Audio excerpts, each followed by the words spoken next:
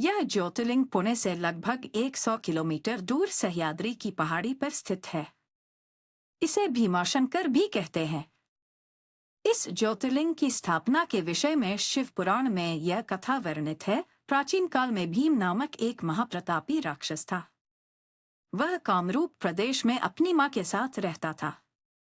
वह महाबली राक्षसराज रावण के छोटे भाई कुंभकर्ण का पुत्र था, लेकिन उसने अपने पिता को कभी देखा न था। उसके होश संभालने के पूर्व ही भगवान राम के द्वारा कुंभकर्ण का वध कर दिया गया था। जब वह युवावस्था को प्राप्त हुआ तब उसकी माता ने उससे सारी बातें बताईं। भगवान विष्णु के अवतार श्री रामचंद्र जी द्वारा अपने पिता के वध की बात सुनकर वह महाबली राक्षस अत्यंत संतप्त और क्रुद्ध हो उठा। अब वह निरंतर भगवान श्री हरि के वध का उपाय सोचने लगा।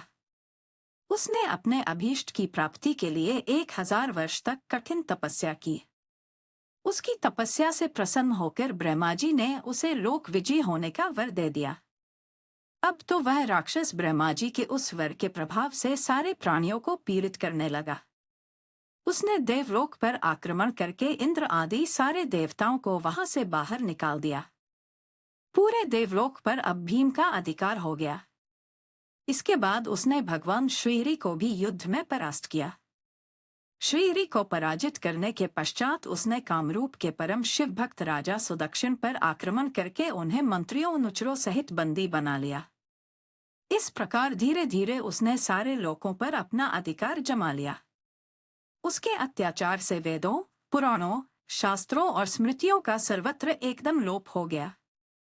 वह किसी को कोई भी धार्मिक कृत्य नहीं करने देता था। इस प्रकार यज्ञ, दान, तप, स्वाध्याय आदि के सारे काम एकदम रुक गए।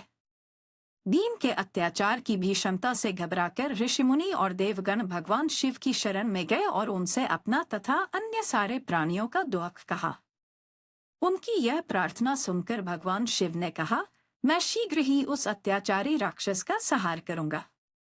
उसने मेरे प्रिय भक्त कामरूप नरेश सुदक्षिण को भी सेवकों सहित बंदी बना लिया है। वह अत्याचारी असुर अब और अधिक जीवित रहने का अधिकारी नहीं रह गया। भगवान शिव से यह आश्वासन पाकर ऋषिमुनि और देवगण अपने अपने स्थान को वापस लौट गए। इधर राक्षस भीम के बंदी गृह में पड़े हुए राजा सुदक्षिण ने भगवान शिव का ध्यान किया। वे अपने सामने पार्थिव शिवलिंग रखकर अर्चना कर रहे थे। उन्हें ऐसा करते देख क्रोधोन्मत्त होकर राक्षस भीम ने अपनी तलवार से उस पार्थिव शिवलिंग पर प्रहार किया, किंतु उसकी तलवार का स्पर्श उस लिंग से हो भी नहीं पाया कि उसके भीतर से साक्षात शंकर जी वहां प्रकट हो गए। उन्होंने अपनी हुंकार मात्र से उस राक्षस को वहीं जलाकर भस्म कर दिया। भगवान शिवजी का यह अद्भुत कृत्य देखकर सारे ऋषिमुनि और देवगण वहां एक होकर उनकी स्तुति करने लगे। उन लोगों ने भगवान शिव से प्रार्थना की कि महादेव, आप लोक कल्याणार्थ अब सदा के लिए यही निवास करें। यह क्षेत्र शास्त्रों में अपवित्र बताया गया है। आपके निवास से यह परम पवित्र पुण्य क्षेत्र बन जाएगा। भगवान शिव ने सबकी यह प्रार्थना स्वीकार कर ली। वहां वह ज्योतिर्लिंग के रूप में सदा के लिए निवास करने लगे। उनका यह ज्योतिर्लिंग भीमेश्वर के नाम से विख्यात हुआ। शिव पुराण में यह कथा